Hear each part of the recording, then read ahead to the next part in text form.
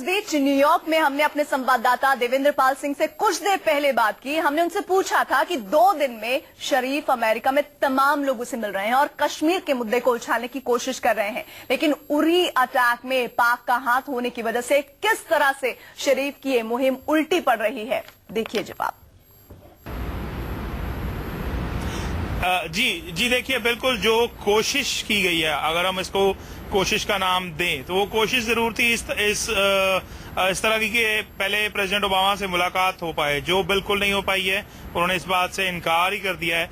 और जब secretary John Kerry के साथ मुलाकात हुई भी है तो बेशक पाकिस्तानी मीडिया ने ये जरूर खबर दी हो कि जॉन कैरी उनके साथ बहुत प्यार से मिले हैं, बट जो असलियत रही है वो यही रही है कि जॉन कैरी के साथ मुलाकात में हालांकि नवाज शरीफ ने ये चाहा कि कश्मीर के मसले में दखलंदाजी करे अमेरिका या उनके हक पे कोई बात करे, पर उनको ये साफ कर दिया गया है कि टेररिज्म का जो इशू है, जो आतंकवाद का इशू है, उस पे किसी तरह की कॉपरेशन नहीं हो सकती और एक्शन लेना पड़ेगा। अब इस बात पे एक कारण और भी है, एक वजह और भी है जिस वजह से आज अमेरिका और एकदम सख्त हो गया है। वो है 2 दिन पहले ही न्यूयॉर्क में हुए वो धमाके, न्यू जर्सी में हुआ एक धमाका और एक न्यूयॉर्क में हुआ धमाका, जो एक बार फिर से अमेरिकन लोगों की अपनी साइक पे भी भारू हैं। तो इस हालात में मेरे ख्याल से नवाज शरीफ का ये एक्सपेक्ट करना कि उनके लिए कोई बहुत फायदेमंद या उनकी सपोर्टिंग कोई स्टेटमेंट अमेरिका से मिलेगी, वो ना तो संभव था और ना ही जॉन कैरी के साथ मुलाकात में हो पाया है। यानी कि जो बयान को लेकर बहुत सारी उम्मीदें पाकिस्तान को थी, वो उम्मीदें लगभग खत्म होती नजर आ रही है पूरे घटनाक्रम के बाद। इधर आज नवाज शरीफ जनरल असेंबली को संबोधित करने वाले हैं, लगातार हम जिक्र भी कर रहे हैं। इसे लेकर पाकिस्तानी खेमे की क्या तैयारी है, इस पर भी हमने बात की हमारे संवाददाता देवेंद्र से।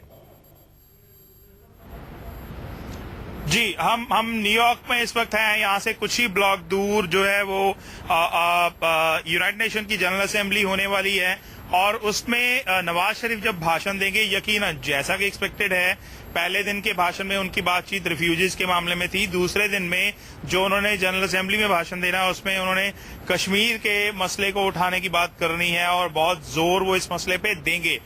पर जहां एक तरफ पाकिस्तान ये बोल रहा है कि हम कश्मीरियों को लावारिस नहीं छोड़ेंगे, वहीं खुद उनकी तरफ से जो हरकतें हो रही हैं कश्मीर में वो निशाने पे हैं।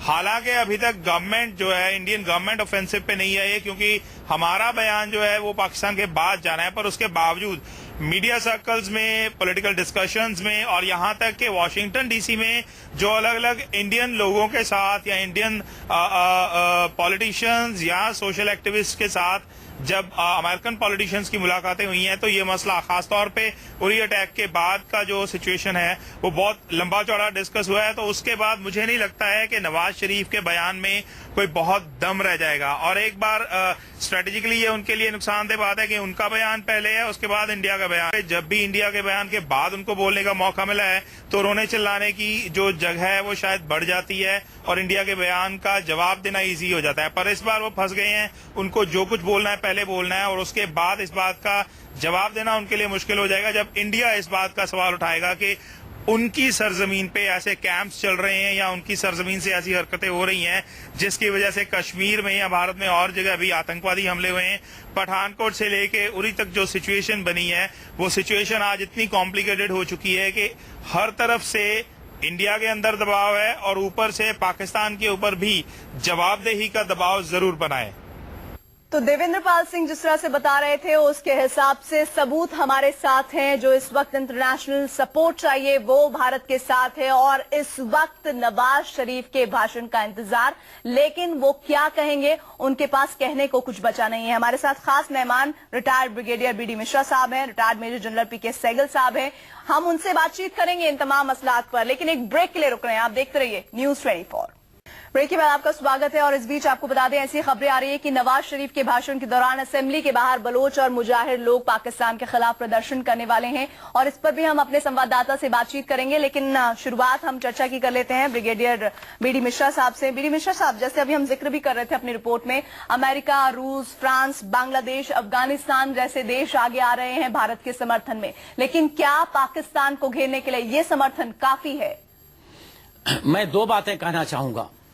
मैं ये कहना चाहूंगा कि जो भी पाकिस्तान कर रहा है इंडिया के खिलाफ और जो पूरे विश्व के खिलाफ कर रहा है as a propagator of terrorism, वो इतना खतरनाक है कि पूरे विश्व को साफ साफ बोलना पड़ेगा। अभी हम लोगों ने यह देखा कि एक शुरुआत तो हुई है पाकिस्तान के खिलाफ बोलने की, लेकिन सिर्फ रूस ऐसा एक देश है जिसने पाकिस्तान का नाम लिया और एक्शंस को उन्होंने बताया कि हम ये काम करेंगे। फ्रांस ने सिर्फ वहां के आतंकवादी संगठनों का नाम लिया और बराक ओबामा जी वो नाम लेने से भी कतरा गए। मैं ये पूछना चाहता हूं कि जब WMD weapons of mass destruction इसका प्रेसिडेंट बुश अमेरिका के उसके खिलाफ, सद्दाम के खिलाफ एक्शन करना चाहते थे इराक के खिलाफ, तो पूरा नेटो इतने जबरदस्त सामने आया था और जबकि WMD इराक में नहीं था, फिर भी उन लोगों ने आवाज उठाई। क्या ये आतंकवाद का मसला जो कि पूरे विश्व को खाए जा रहा है और खास तौर से पाकिस्तान जो उसका मदरशिप है, इन लोगों को साफ साफ नहीं सामने आना चाहिए। शुरुआत हुई है लेकिन ये गुड एनफ नहीं है। एक बात मैं और कहना चाहूंगा, हमको इंडिया को इस बात पर नहीं भरोसा करना है कि दूसरे देश क्या कर रहे हैं, क्या कह रहे हैं, क्या करेंगे। उम्मीद सही है, लेकिन हमको तैयार खुद होना है, हमको डिफेंस हमको अपना डिफेंस खुद करना है। मिश्रा साहब कह रहे हैं जो सपोर्ट मिल रहा है इंटरनेशनल प्लेटफॉर्म पर वो गुड इनफ नहीं है, वो काफी नहीं है, उससे और आगे बढ़कर देशों को आना पड़ेगा भारत के साथ और पाकिस्तान को बेनकाब करना होगा। मेरे मुताबिक जिस माफिया का सपोर्ट इस बार ही मिल रहा है, इस माफिया का सपोर्ट आज तक कभी भी नहीं मिला। दुनिया की तमाम महाशक्ति चाहे पाकिस्तान का नाम लें या नहीं लें, साफ तौर पे इंडिकेट कर रहे हैं कि वो पाकिस्तान को एक आतंकिस्तान देख रहे हैं और बहुत बड़े पैमाने पर पाकिस्तान को हर प्रकार से चेतावनी दे रहे हैं। सार्क आपके साथ में है, ब्रिक्स आपके साथ में, नॉन अलाइंड मूवमेंट के नेशन नैम आपके साथ में, यहाँ तक कि चाइना जो पाकिस्तान का ऑल वेदर फ्रेंड रहा है, उनका नाम लिए बिना पहली बारी चाइना ने बड़े पैमाने पर शौक प्रकट किया है और पाकिस्तान को चेतावनी दी है कि ये जो आतंकवाद है उसके यहाँ से हो रहा है, इसको बंद किया जाए। चाइना खुद महसूस कर रहा है कि उसके हित में नहीं है इस समय पाकिस्तान को इस प्रकार सपोर्ट करे। फिर जो हिंदुस्तान कार्रवाई करना चाह रहा है, आप देख रहे हैं कैबिनेट मीटिंग हो रही है, cabinet committee for security meeting हो रही है। हमने फैसला कर लिया है कि कुछ बड़ी कार्रवाई करने जा रहे हैं। हमने तय कर लिया है कि हमें कुछ बड़ा करके दिखाना है इस पूरे मसले को लेकर और जिस तरह की संजीदगी बढ़ती जा रही है ये काबिले तारीफ है, इसमें कोई दो राय नहीं है। आप दोनों खास मेहमान हमारे साथ बने रहिए, आपके पास मैं दोबारा आऊंगी। बीडी मिश्रा साहब की बात खत्म होते होते मैंने बीच में रोक दी थी, उनके पास भी दोबारा जाएंगे और देवेंद्र पाल सिंह के पास भी जाएंगे जो कि न्यूयॉर्क से हमें जानकारियां दे रहे हैं। लेकिन एक ब्रेक ले रहे हैं, आप देखते रहिए News 24। अब मिश्रा साहब कह रहे हैं कि पाकिस्तान को आतंकिस्तान देश घोषित किया जाना चाहिए, इस पूरे आप ब्रेकिंग न्यूज पर पहली प्रतिक्रिया क्या देंगे? मैं ये कहता हूं कि ये एक पॉजिटिव सपोर्ट है इंडिया के लिए और आज के दिन में जो भारत का एक मुहिम है वो ये है कि पाकिस्तान को इंटरनेशनली आइसोलेट किया जाए। इसके लिए अगर हमको ये कहना पड़ता है कि अमुक देश ने इशारे गुड एनफ नहीं है, लेकिन जो अमेरिका में कांग्रेस के पार्लियामेंटेरियंस ने ये कहा है, ये हमारे लिए एक इनकरेजमेंट की बात है। हम ये भी कहना चाहते हैं कि हमारे सार्क में आज इतने देश हैं, लेकिन अभी नेपाल और श्रीलंका इनकी तो हमने टिप्पणी नहीं सुनी और मैंने पता करने की कोशिश की, किसी ने भी नहीं सुनी। और सार्क एक ऐसा यह मंच हो गया है जहां पर पाकिस्तान इंडिया के खिलाफ बोलने का इसका इस्तेमाल करता है।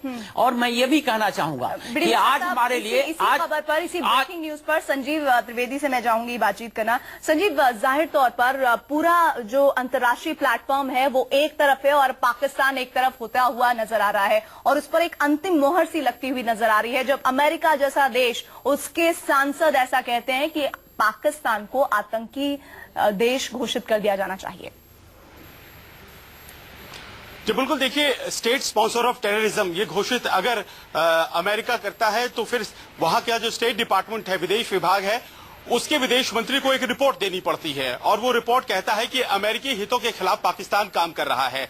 लेकिन आज की तारीख में आप भी जानती हैं इस बात को, जॉन केरी साहब भारत आए थे पिछले दिनों और हमेशा वो पाकिस्तान के नेताओं के संपर्क में है। परसों उनकी मुलाकात पाकिस्तान के प्रधानमंत्री के साथ भी हुई है। वो ताकीद करते हैं लेकिन पाकिस्तान को कभी सेंसर नहीं करते हैं, क्योंकि सबसे बड़ी वजह यह है कि हक्कानी नेटवर्क के खिलाफ, तालिबान के खिलाफ पाकिस्तान उनका साझीदार है। उनकी चिंताएं अफगानिस्तान को लेकर है। इसीलिए एक ग्रुप ऑफ सांसद जो है वहां एमपीज कह सकते हैं, लेकिन क्या अमेरिका इस बात को तरजीह देगा? क्या अमेरिकी कांग्रेस इसको पास करेगी? ये अपने आप में बहुत बड़ा सवाल है, क्योंकि हमेशा ये कहा जाता है कि जो अमेरिका अपने दुश्मनों को करता है उसके साझीदारों को कभी वो स्टेट स्पॉन्सर ऑफ टेरर नहीं कहता है। और यहाँ तो स्थिति ये है कि भुक्तभोगी भी मानता है अमेरिका पाकिस्तान को आतंकवाद का और साथ ही साथ साझेदार भी। जी। तो ऐसे में सहगल साहब का भी कमेंट ले लेते हैं। सहगल साहब, इस पूरी खबर को आप कैसे देख रहे हैं? ये वाकई में एक संजीदगी से लिया हुआ कदम है और अगर इस पर आगे अमेरिका कदम बढ़ाता है तो मोहर लगेगी कि भारत इतने वर्षों से जो कुछ कह रहा था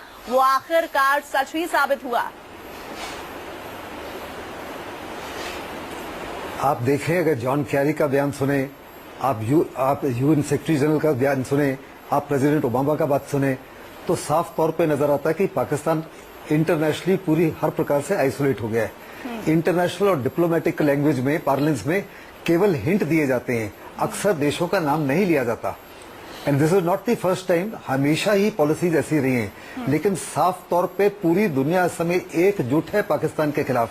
नवाज शरीफ अपनी स्पीच देने से पहले ही बहुत बुरी तरीके से घबरा चुके हैं कि क्या बोलेंगे। सारी दुनिया उनके खिलाफ है, कोई उनकी बात सुनने के लिए तैयार ही नहीं। Neither the people of America not the people of the world. उनके अपने देश में उनके अपने जो अवाम है, उनका अपना मीडिया है, उनका मजाक उड़ा रहे हैं। तो वहां उनके साथ सिंध उनके साथ नहीं है, बलूचिस्तान उनके साथ नहीं है, पाकिस्तान ऑक्यूपाइड कश्मीर नहीं है, केवल पाकिस्तान आर्मी, पाकिस्तान आईएसआई और पंजाब प्रोविंस उनके साथ है। वो तो अपने देश में लग थलग हो चुके हैं। अभी समय आ गया है कि पाकिस्तान की जुडिशरी, पाकिस्तान का मीडिया और पाकिस्तान का अवाम अपने देश को अगर इररिलेवेंट नहीं देखना चाहता है इंटरनेशनली, तो पाकिस्तान आर्मी और आईएसआई के ऊपर जोर डाले और उनको बैरक्स में वापस ले दे और सिविलियन गवर्नमेंट को आगे आने दे। जब तक सिविलियन गवर्नमेंट पाकिस्तान में नहीं आई, पाकिस्तान की अहमियत मिट्टी से भी खराब हो जाएगी। सहगल साहब, आप जो बात कह रहे हैं इसी पर मिश्रा साहब का भी मैं रिएक्शन लूंगी और संजीव के पास भी हम जाएंगे। लेकिन इस बीच ऐसी खबरें भी आ रही हैं कि शरीफ के भाषण के दौरान असेंबली के बाहर बलोच और मुजाहिद लोग पाकिस्तान के खिलाफ प्रदर्शन करने वाले हैं। तो आप समझ सकते हैं कि जब वो स्टेटमेंट होगा और उससे पहले ही इस तरह के नारेबाजी बलोच से संबंधित नेता करेंगे, जो समर्थक है वो करेंगे, तो क्या आलम रहा होगा वहां पर होने जा रही है स्थिति नवाज शरीफ के लिए। अब बहुत इंटरेस्टिंग क्वेश्चन है ये, बलोच, मुहाजिर और सिंधियों के जो प्रोटेस्ट होने वाले हैं उनके संबंध में। जो न्यूयॉर्क में जनरल असेंबली और यूनाइटेड नेशन की बिल्डिंग है, उसके 2 से 3 ब्लॉक के अंदर जो है वो पूरा सील किया हुआ एरिया होता है और उसी में एक एरिया डेजिग्नेटेड है जहां पे आप जाके प्रोटेस्ट कर सकते हैं। अब बेशक कोई भी असेंबली या कोई भी असेंबलीमैन या कोई भी पॉलिटिशियन, प्रेसिडेंट या प्राइम मिनिस्टर इस बात से अपने दिल में धरवास दे ले कि वो डायरेक्टली यूनाइटेड नेशन के बाहर प्रोटेस्ट नहीं हुआ है, पर एक ब्लॉक दूर जो प्रोटेस्ट होता है उसका असर अंदर दे रही स्पीच पे होने की बजाय इंटरनेशनल मीडिया पे ज्यादा होता है। जब बलोचिस्तान के लोग, जो बलोच लोग हैं, जो बलोचिस्तान की मांग कर रहे हैं, वो लोग जब बाहर खड़े होके नारेबाजी करेंगे नवाज शरीफ के खिलाफ, पाकिस्तान के खिलाफ, या अपना हक मांगने की बात करेंगे, तो वो चीज हाईलाइट पूरे वर्ल्ड मीडिया में होगी। जहां एक तरफ पाकिस्तान को पहले स्नब किया गया है, राष्ट्रपति ओबामा ने मुलाकात से मना कर दिया है और यूके की प्राइम मिनिस्टर ने साफ कर दिया है कि उनको जवाबदेही देनी पड़ेगी, जॉन केरी ने जवाबदेही की बात की है, वहीं इन लोगों का ये प्रोटेस्ट लगातार उस बात को हाईलाइट करेगा जहां पे लोग अपने हकों की मांग कर रहे हैं। पाकिस्तान दावा करता है वो कश्मीर में लोगों के हक दिलवाएगा, बल्कि उसकी अपनी सरजमीन पे 2 कौमें ऐसी हैं जो उससे अलग होके इंडिपेंडेंट बसना चाहती हैं या अपना हक मांगना चाहती हैं। वो लोग जब सड़क पे खड़े होके मांगेंगे और इर्द गिर्द जो हैं वो आम अमेरिकन उसको देखेंगे, इंटरनेशनल मीडिया उसको कैप्चर करेगा, तो यकीनन नवाज शरीफ के लिए खासी किरकिरी का माहौल वो होने वाला है। सत्यपाल सिंह जिस तरह से न्यूयॉर्क से सीधे जानकारी दे रहे थे और बता रहे थे कि वाकई में नवाज शरीफ के पहले जो भाषण होना है उससे पहले जिस तरह से बलोच और सिंध के लोग प्रदर्शन करने वाले हैं, जाहिर तौर पर बहुत बड़ी किरकिरी का सामना भी नवाज को करना पड़ सकता है। संजीव, जाहिर तौर पर यह मौका भारत के लिहाज से बहुत मुफीद है। जिस तरह से भारत ने अपने आप को प्रोजेक्ट किया है और जो हालात अपने आप कुछ कुदरत से भी होते जा रहे हैं, वो पाकिस्तान के लिए, नवाज शरीफ के लिए मुश्किलों भरे दिख रहे हैं। जी बिल्कुल, देखिए ये बात अपने आप में दिगर है कि ब्रिगेडियर मिश्रा साहब बैठे हैं, वो याद करके बताएंगे कि जब हमने 71 का वॉर लड़ा था उस वक्त इंदिरा गांधी जो देश की प्रधानमंत्री थी 19 वर्ल्ड कैपिटल्स गई थी और एक माहौल तैयार किया गया था और उसके बाद एक्शन हुआ था। संभवतः हमें यूनाइटेड नेशन के प्लेटफॉर्म की आज की तारीख में इसीलिए जरूरत है ताकि हम वर्ल्ड ओपिनियन को उस तरह से मोड़ सकें जिसमें कि हम अग्रीव्ड लगे और उसके बाद किसी एक्शन की अगर बात होती है तो उसे अंजाम दिया जा सके। आज कैबिनेट कमेटी ऑन सिक्योरिटी में अगर फैसला हो भी जाता है कि हम इस तरह की कार्रवाई को अंजाम देने के लिए हमेशा तैयार रहें, जैसा कि पिछले 2 दिनों की आर्मी की कार्रवाई से लग भी रहा है, तो भी एक वर्ल्ड ओपिनियन की जरूरत होगी। नवाज शरीफ को 26 तारीख को सुषमा स्वराज क्या जवाब देती हैं, आज कैबिनेट कमेटी ऑन सिक्योरिटी की बैठक में शायद इस मुद्दे पर भी बातचीत होगी और कुल मिलाकर के अपने आप पर ही निर्भर रहना पड़ेगा। ये बात अलग है कि यूएस या इंग्लैंड या फिर दूसरे देश रूस हमारे साथ आकर खड़े हो गए हैं, लेकिन सबसे बड़ा सवाल है कि हम अपने आप को कैसे पॉस्चरिंग करते हैं, डिफेंड करते हैं और इस बात पर शायद आज कैबिनेट कमेटी ऑन सिक्योरिटी में फैसला हो कि एक अग्रेसिव पोजीशन इंडियन आर्मी को अख्तियार करना होगा और इंतजार करना पड़ेगा कि किस तरह से हम इस तरह के हमलों का उस तरह से जवाब दें जैसा कि पहले कभी नहीं दिया गया। आपने अभी पॉस्चरिंग की बात की, बीरी मिश्रा साहब उससे पहले सहगल साहब जब जवाब दे रहे थे तब कुछ कहना चाह रहे थे। पॉस्चरिंग कैसी होनी चाहिए भारत की अब जब हमें ऐसा संकेत मिल रहा है कि समर्थन है अंतर्राष्ट्रीय मंच पर हमारे साथ? आपके संवाददाता संजीव जी ने 3 बातें कही हैं और मैं फुल्ली इंडोर्स करता हूं। पहली बात तो उन्होंने ये कहा था पिछले अपने बयान में कि अमेरिका ये खुलकर सामने नहीं आ रहा है, हालांकि वहां पर कांग्रेस में तमाम ऐसे लोग हैं जो ये कह रहे हैं कि पाकिस्तान को टेररिस्ट स्टेट डिक्लेयर करो। क्या यह हो पाएगा? क्योंकि अमेरिका जिस तरीके से पाकिस्तान के साथ इन्वॉल्व है, हक्कानी ग्रुप का जो इंटरएक्शन है उसके चलते अमेरिका क्या कहेगा क्या नहीं कहेगा, इशारों में रहेगा या खुलकर आएगा। दूसरी बात इन्होंने कही, इन्होंने ये कहा कि 71 वार में एक माहौल क्रिएट किया गया था, लेकिन इन्होंने जो बात कही तीसरी बात कि हमको खुद करना पड़ेगा, तो 71 वार में जो बांग्लादेश का लिबरेशन हुआ था इंडियन आर्मी ने किया था, लेकिन ये बात नहीं भूलेंगे कि वहां पर जो अमेरिका का 7th फ्लीट था वो बे ऑफ बंगाल में आ गया था और इसके कारण हम लोगों ने सीज फायर करना पड़ा, जबकि हम उस दिन कश्मीर ऑक्युपाइड कश्मीर को, पाकिस्तान ऑक्युपाइड कश्मीर को लिबरेट कर सकते थे। 7th फ्लीट आ गया था। मैं कहना यह चाहता हूं कि आज के दिन में जो करना है इंडिया ने करना है, माहौल इंटरनेशनली क्रिएट करना है और अपने फेवर में। लेकिन मैं ये भी कहना चाहता हूं कि जब रूस खुल के पाकिस्तान कर सकता है तो डिप्लोमेसी की इंटेंसिटी होती है, डिग्री होता है, स्केल होता है। जो आपके साथ है वो डिप्लोमेसी में भी डायरेक्ट नाम लेगा, जो आपके साथ नहीं है, फेंस पर है, बॉर्डर पर है, वो इशारों में कहेगा। हमें इस बात की खुशी है कि ये इनिशिएटिव हम लोग ले रहे हैं। मोदी जी की लीडरशिप बहुत ही स्ट्रांग है, उनका इंटरनेशनल इंटरएक्शन इतना अच्छा है कि उससे बड़े अच्छे असर आ रहे हैं। लेकिन तीनों बातें अपने जगह पर हैं। फर्स्ट, हमको खुद अपनी काबिलियत पर, अपने स्ट्रेंथ पर, अपने बलबूते करना पड़ेगा पाकिस्तान के खिलाफ ऑल प्रोंग्ड अटैक, हर दिशा में। एक दूसरा, इंटरनेशनल हम एटमॉस्फेयर क्रिएट करें, लेकिन इसमें ऐसे लोग भी होंगे जो चुप्पी साधे होंगे। एनएसजी में भी 6 नेशंस ने अपोजिशन किया। बहुत अच्छे शब्द बोले, डिप्लोमेसी की इंटेंसिटी होती है। सहगल साहब, डिप्लोमेसी की इंटेंसिटी अब आप आने वाले दिनों में क्या देख रहे हैं? आज, कल, परसों नवाज शरीफ का भाषण होगा, उसके बाद दूसरे देशों को भी मौका मिलेगा, फिर 26 तारीख को सुषमा स्वराज बोलेंगी।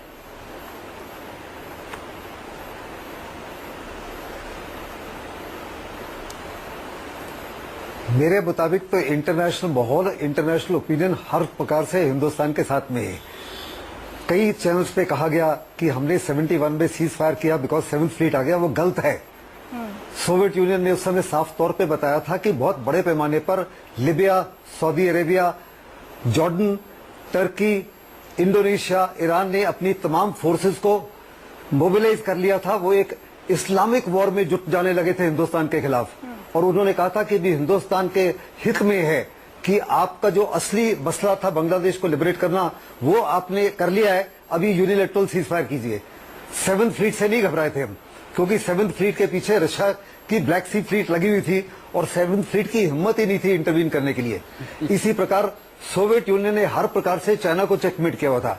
अभी जो पाकिस्तान के खिलाफ अमेरिका का रवैया है, अमेरिका की लाइफलाइन जो है अफगानिस्तान में वो पाकिस्तान से होके जाती है और अगले 1-2 साल तक जब तक छह बहार की तरफ ऑल्टरनेटिव रूटिंग नहीं मिलता, अमेरिका बहुत बड़े पैमाने पर निर्भर है पाकिस्तान के ऊपर उस लाइफलाइन के लिए। इसलिए जैसे ही वो लाइफलाइन फ्री हो जाती है और पाकिस्तान के ऊपर उनका जो निर्भर है खत्म हो जाता है, तो यू विल सी बहुत बड़ा एटीट्यूड चेंज होगा। अभी भी कोई भी देश हिंदुस्तान को रिस्ट्रेंट के लिए नहीं बोल रहा। ब्रेक के लिए यहाँ पर रुकना होगा और ब्रेक के बाद जब हम लौटेंगे तो मिश्रा साहब से समझने की कोशिश करेंगे कि जिस दबाव को अभी अमेरिका झेल रहा है, जिसे खत्म करने के बाद हालात कुछ और होंगे और पाकिस्तान को लेकर अमेरिका खुलकर बोल पाएगा, क्या वो बोल पाएगा? इसी पर हम जवाब लेंगे एक ब्रेक के बाद। आप देखते रहिए हमारे साथ ये खास चर्चा।